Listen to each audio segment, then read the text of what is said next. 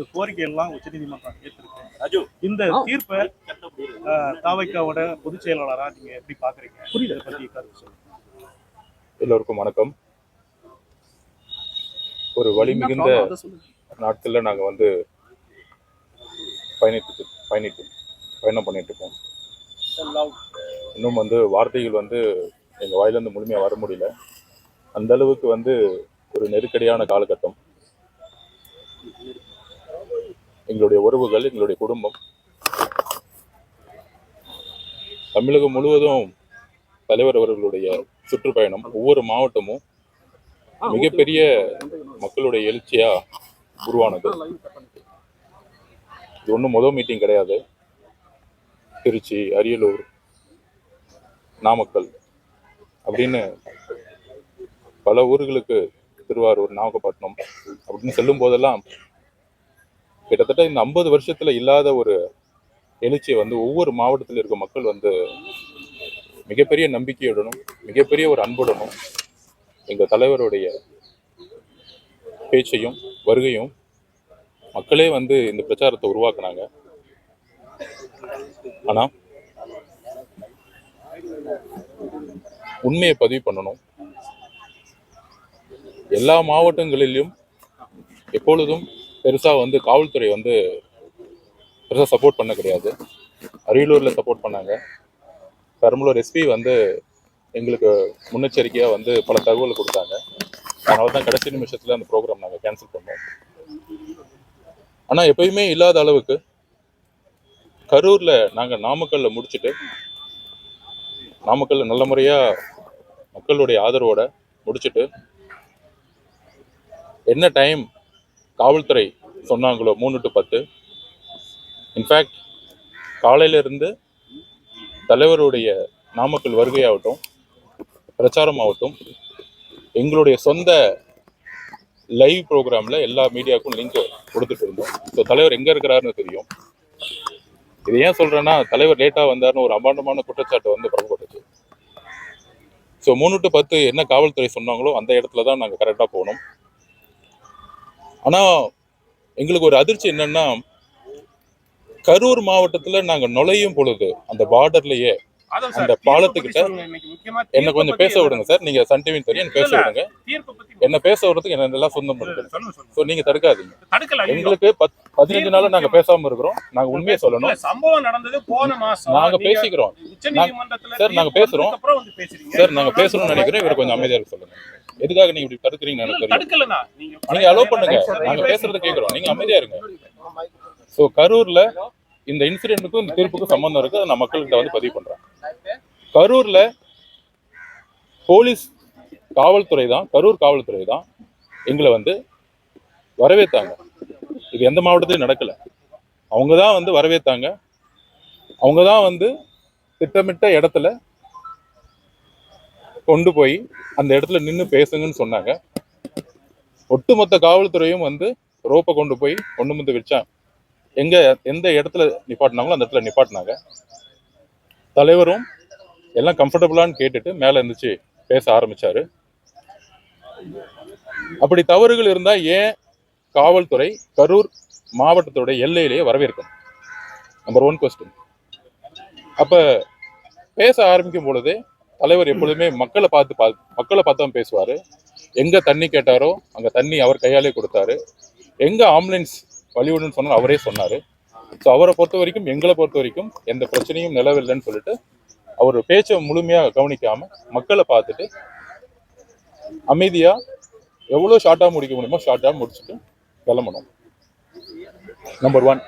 Number 2, இந்த இடத்தை எந்த அளவுக்கு ஃபோர்ஸ் பண்ணி தமிழக வெற்றி கழகத்துக்கு கொடுத்தாங்கிறதுக்கான ப்ரூஃபை நாங்கள் வந்து உச்சநீதிமன்ற தலைமை நீதிபதி கிட்ட நாங்கள் வந்து கொடுப்போம்.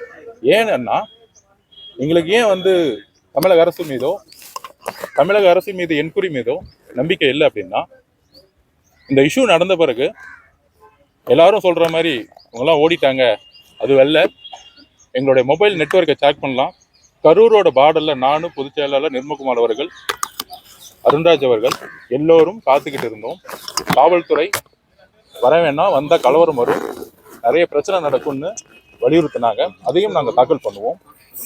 ஒரு திட்டமிட்டு தமிழக வெற்றி கழகம் வரக்கூடாதுன்னு சொல்லிட்டு அந்த இன்சிடென்ட் நடக்கும் பொழுதே ஒட்டுமொத்த மாவட்ட செயலாளர்களையும் ஒட்டுமொத்த கட்சியையும் தடியடி நடத்தி ஒரு மிகப்பெரிய தீவிரவாதிகள் மாதிரி யார் அடிச்சு அனுப்பிச்சாங்கிறத நாங்க பதிவு பண்ணுவோம். நாங்க அந்த இறப்பு ஏற்பட்ட உடனே நாங்களும் மனுஷங்க தான். எல்லாரும் சொல்ற மாதிரி 75 வருஷமா இருக்கிற 60 வருஷமா இருக்கிற அரசியல்வாதியும் கிடையாது. நாங்க ஒரு மனிதர்கள். அதுக்கப்புறம் தான் தலைவர்கள், அதுக்கப்புறம் தான் அரசியல்.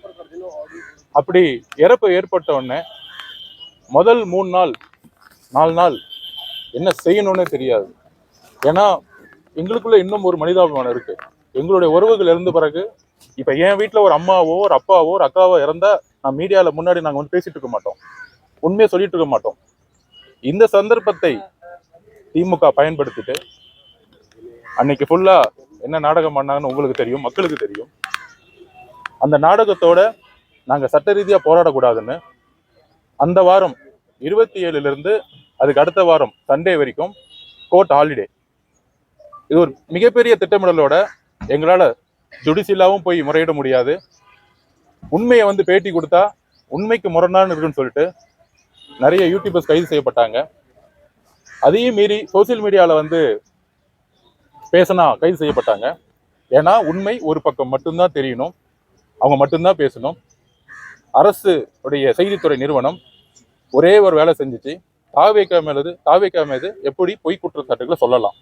இதுதான் அந்த ஒரு வாரமா ஹாலிடே இருந்தது, கோர்ட்டுக்கு மூவ் பண்ண முடியல. அப்புறம் தலைவர் அவர்கள் வந்து இரங்கல் கொடுத்து அவங்களுக்கான இழப்பீடு தொகை கொடுத்த பிறகு எங்களுடைய மாவட்ட செயலாளர்கள் முதற்கொண்டு கைது செய்யப்படும் பொழுது, எஃப்ஐஆர்ல இது கிரிமினலா மாற்றப்படும் பொழுது, அப்ப எங்கள் தலைவர் அவர்கள் உடைய அறிவுறுத்தல் இது இந்த பிரச்சனையை வச்சு ஒட்டுமொத்த கட்சியை முடக்கக்கூடிய செயலை திமுக அரசு செய்ய முற்பட்டுருச்சுங்கிறத உணர்ந்தோம். அதுக்கான பதிவை நான் பண்றேன். ஏதோ குற்றச்சாட்டு சொல்ல, திருமதி அருணா ஜெகதீசன் அவர்களுடைய தலைமையில ஒரு விசாரணை ஆணையம் அமைக்கப்பட்ட பிறகு ஏன் வந்து உயர் அதிகாரிகள், ஹோம் செக்ரட்டரி, ஹெல்த் செக்ரட்டரி எல்லாரும் வந்து எந்த தவறும் செய்யலன்னு சொல்ல முடியும்?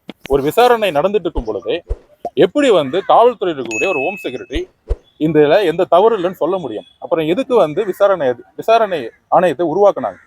விசாரணை ஆணையம் விசாரிச்சு முழுமையான அறிக்கை கொடுக்கறதுக்கு முன்னாடியே ஒரு ஹோம் செக்ரட்டரி, ஹெல்த் செக்ரட்டரி, ஒரு உச்சபட்ச அதிகாரத்துல இருக்கிறவங்க இந்த தவறு தாவேக்கா தான் செய்துன்னு வாய்த்தரும் சொல்லாம அவங்க பக்கத்தை நியாயத்தை மட்டும் சொல்லிட்டு இருந்தாங்க. இதுவே வந்து அவங்க அமைச்ச கமிஷனுடைய ஒரு அதிகார மீறலுங்கிறத நாங்க பதிவு பண்றோம். நம்பர் 1. நம்பர் 2, உயர்நீதிமன்றத்துல ஒரு கேஸ் ஃபைல் பண்ணாங்க. அது யார் கேஸ் ஃபைல் பண்ண மக்களுக்கு தெரியும். அந்த கேஸ்ல பிரேயரே கிடையாது. தமிழக வெற்றி கழகத்திற்கு எதிராக, அதுவும் குறிப்பாக எங்க தலைவருக்கு எதிராக கடுமையான வார்த்தைகள், அவருடைய தலைமை பண்பு, அவருடைய வருகை, அவருடைய அரசியல் வருகை, என்ன கோபம் உங்களுக்கு? அப்ப மதுரை ஹைகோர்ட்ல கேஸ் ஃபைல், எஸ்ஓபி பத்தி கேஸ் ஃபைல் இருக்கும் போது பிரேயர் வந்து சம்பந்தமே இல்லாம சென்னை உயர்நீதிமன்ற நீதிபதி அவர்கள் எஸ்ஐடியை ஃபார்ம் பண்ணி, அந்த எஸ்ஐடியோடைய நோக்கம் நியூட்ரலா இருக்குமா, டிரான்ஸ்பரன்சியா இருக்குமான்னு தெரியாது, வெளிப்படை தன்மையா இருக்குமான்னு தெரியாது. ஏன்னா அந்த உயர்நீதிமன்ற நீதிபதி அவர்கள் கடுமையாக தமிழக வெற்றி கழகத்தை நாங்க தான் தப்பு செஞ்ச மாதிரி ஆல்ரெடி அவர் வந்து ஒரு பதிவு பண்ணிட்டார். எந்த விதமான என்ட்ரியும் கிடையாது. பொதுவாக வெக்கேஷன் கோர்ட்ல பில் கேஸ், பப்ளிக் லிட்டிகேஷன் கேஸை வந்து எடுத்த உடனே நோட்டீஸ் அனுப்புவாங்க. ஆனா அன்னைக்கே எடுத்து, அன்னைக்கே ஒரு ஜட்ஜ்மெண்ட் கொடுத்து, அன்னைக்கே தமிழக வெற்றி கழகத்தை ஒரு குற்றவாளி மாதிரி ஆக்கி, அதுல தலைவர் விஜய் அவர்களையும் ஒரு குற்றவாளி ஆக்கியக்கூடிய ஒரு ஜட்ஜ்மெண்ட் இருக்கு பாருங்க. தமிழக வரலாற்றிலேயே மദ്രാஸ் ஹைகோர்ட்ல இந்த மாதிரி ஒரு தீர்ப்பை கொடுத்ததே கிடையாது. அந்த தீர்ப்புக்கு அப்புறம் தான் புரிஞ்சுக்கிட்டோம், இந்த திமுக அரசு, திமுக கட்சியை யூஸ் பண்ணாம மக்களால் தேர்ந்தெடுக்கப்பட்ட அரசை வச்சு தமிழக வெற்றி கழகத்தை எப்படி முடக்க முடியும், எங்க தலைவரை எப்படி முடக்க முடியும், எங்களுடைய பிரச்சாரத்தை எப்படி முடக்க முடியும். நேற்று கூட எங்க மாவட்ட செயலர் அரெஸ்ட், 3 மாவட்ட செயலர் அரெஸ்ட் பண்றாங்க. ஸோ இந்த மாதிரி கட்சியை முடக்கக்கூடிய ஒரு ஜனநாயக படுகொலையும் ஒரு எமர்ஜென்சியை ஒரு லாண்ட் ஆர்டர் மூலியமாக உருவாக்கியிருக்காங்க. ஸோ இந்த ஒரு பதிவோட தான் தலைவர் அவர்களுடைய அறிவுறுத்தல்ல இம்மீடியட்டா டெல்லிக்கு கிளம்பணும், 1ஆம் தேதி கிளம்பணும். இங்க வந்து உச்ச நீதிமன்றத்தில் இருக்கக்கூடிய சீனியர் அட்வொகேட்ஸ் கோபால் சுப்ரமணியன் சாரா இருக்கட்டும், ஹரிமா சாரா இருக்கட்டும், எல்லாரும் அதுக்கு முன்னாடி இன்னொரு பதிவு பண்ணிடுறேன், எங்களுக்கு வந்து வழக்கறிஞர்கள் கிடைக்கக்கூடாதுன்னு ஒட்டுமொத்த ஒரு ஒரு ஒரு ஒரு செயலை வந்து செய்ய முற்பட்டாங்க. ஆனா நாங்க எல்லா சீனியர் அட்வொகேட்ஸ் கிட்டையும் முறையா எங்களுடைய நியாயத்தையும் எங்களுடைய நீதியையும் பதிவு செஞ்ச பிறகு, குறிப்பாக சென்னை உயர் நீதிமன்றத்துடைய அந்த ஜட்ஜ்மெண்ட்டுக்கு எதிராக நாங்க வந்து உச்ச நீதிமன்றத்தை அணுகணும். அதுல காலையில கூட நிறைய ரூமர்ஸ், தமிழக வெற்றி கழகம் வந்து பெட்டிஷன்ஸ் வந்து தப்பா ஃபைல் பண்ணியிருக்காங்க, மனுதாரர் இல்லைன்னு. தமிழக வெற்றி கழகத்துடைய ஒரே பெட்டிஷன் தலைவர் அவர்களுடைய தலைமையில அறிவுறுத்தின் பேரையில பெட்டிஷனை ஃபைல் பண்ணோம். பெட்டிஷனுடைய நேம் ஆதவர்ஜுனா, நான் மட்டும்தான். தமிழக வெற்றி கழகத்தின் சார்பாக வேற எந்த பெட்டிஷனும் ஃபைல் பண்ணல. அதை நான் வந்து பதிவு பண்ணிக்கிறேன். ஏன்னா வந்து எங்களுடைய அமைதி இந்த தீர்ப்புக்கு அப்புறம் 41 எங்களுடைய குடும்ப உறவுகளுக்கு ஒரு நீதி கிடைக்கணும், ஒரு ஜஸ்டிஸ் வேணும். 5வது நாள் எங்க தலைவர் எங்ககிட்ட எல்லாரையும் பார்த்து சொன்னார், நம்ம இந்த குடும்பத்தை எல்லாத்தையும் நான் பர்சனலா தத்தெடுக்க போறேன், நம்ம வாழ்க்கை முழுசும் நான் வந்து இவங்க பயணிக்க போறேன். இந்த உறவுகள் வந்து ஏதோ வந்து நம்ம காசு கொடுத்தோங்கிறது இல்லாம அவங்களுடைய வாழ்க்கையோட தேவைக்கு எல்லாமே ஏதோ வந்து முத நாள் போயிட்டு மலர் வலை வச்சுட்டு போறது வந்து எங்க தலைமையோ தமிழக வெற்றி கழகமும் கிடையாது. வாழ்க்கை முழுவதும் அவருக்கு தேவையான ஒரு பயணத்தை நாங்கள் உருவாக்குறோம். அதோடு இந்த இறப்புக்கு ஒரு நியாயம் கிடைக்கணும். 100% இதுல ஒரு சதி திட்டம் இருக்கு, இதை நாங்க நம்புறோம். ஆனா அதை குற்றச்சாட்டா சொல்லாம முறையா நீதித்துறையை நாங்க அணுகணும்னு நினைச்சோம். மீடியால பேசுறதோ, ஏன்னா ஒட்டுமொத்த காவல்துறையும் ஒட்டுமொத்த அரசும் எங்களுக்கு எதிராக இருக்கும் பொழுது நாங்க வந்து அந்த ஒரு வாரம் நீங்க பார்த்துருப்பீங்க, மீடியா ட்ரையலே பண்ணாங்க, நாங்க தான் குற்றவாளிங்கிறத மீடியா ட்ரையலே பண்ணாங்க.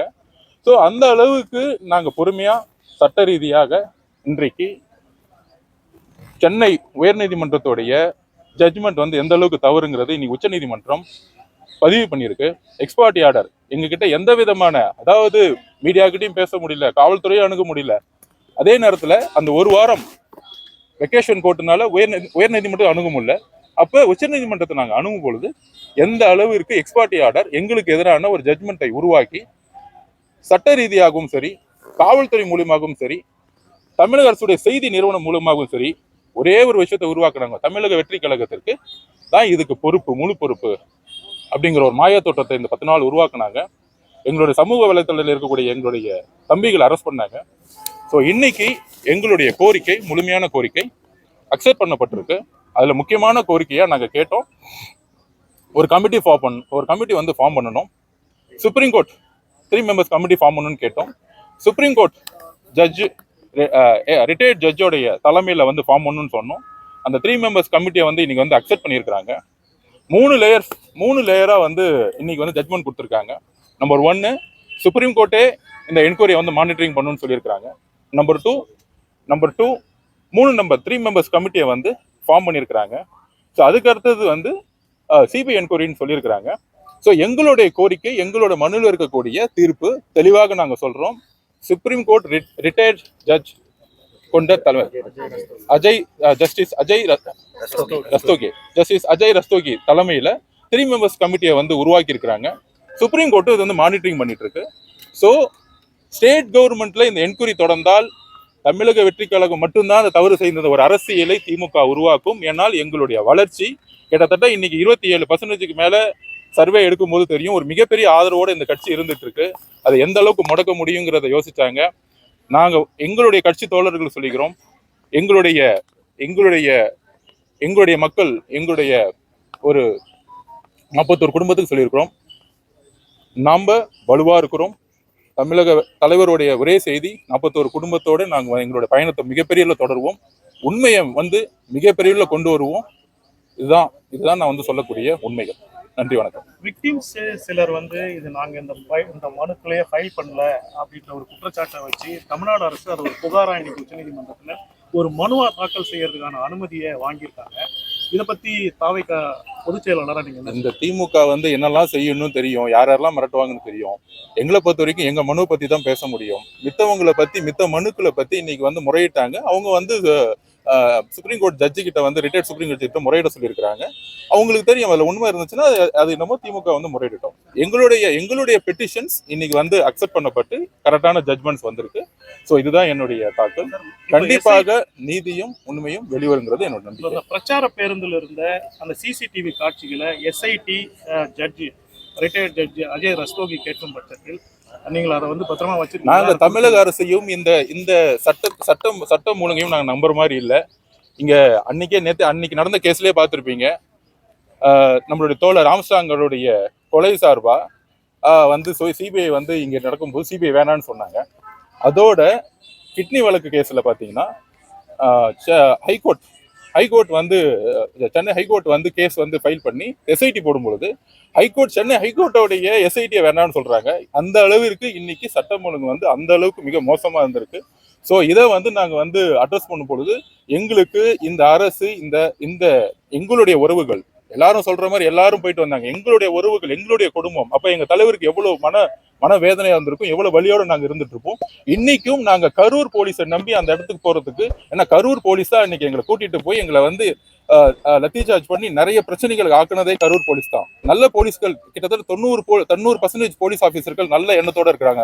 அதுக்கு தான் நான் எக்ஸாம்பிள் சொன்னேன். பெரம்பலூர் எஸ்பி வந்து எங்களுக்கு வந்து கரெக்டா வந்து கைட்லைன்ஸ் கொடுத்தாரு. நாங்க எல்லாத்தையும் வந்து தப்புன்னு சொல்ல. ஆனா கரூர் போலீஸ் உங்களுக்கு தெரியும், ஒரு எக்ஸ் மினிஸ்டரோட கண்ட்ரோல் இருக்கு. அவருடைய பேச்சுவார்த்தையை நம்பி அவருடைய டிக்ளரேஷன், அதாவது நான் ஒன்னே ஒன்று சொல்றேன், இந்த கரூர் இப்ப எப்படி இருக்குன்னா, ஒரு நேரத்துல மதுரைக்குள்ள போனா வந்து காலை வெட்டுவோன்னு சொல்லுவாங்க. எந்த அரசியல் கட்சி தான் வரும், மதுரை அழகிரி அண்ணன் வந்து கோட்டைன்னு சொல்லுவாங்க, ஒரு ரவுடித்தனம் அரசியல் பண்ணுவாங்க. ஆனா அதெல்லாம் மீறி இன்னைக்கு அழகிரி அண்ணன் இங்க அரசியலே இல்லை. அந்த மாதிரி கரூர் கிளீன் பண்ணப்படும். எங்க தலைவர் முதலமைச்சர் ஆகும்போது ஒட்டு மொத்தமா யார் யார் தவறு செய்தார்களோ அவங்கள வந்து நாங்க தேடி கண்டுபிடிப்போம். பிளஸ் இன்னைக்கு வந்து ஆணையம் அமைச்சிருக்கிறோம். அந்த ஆணையத்துல நாங்க வந்து எல்லா விதமான பதிவுகளையும் பதிவு செய்வோம். உண்மை வெளிவரும். நன்றி, வணக்கம்.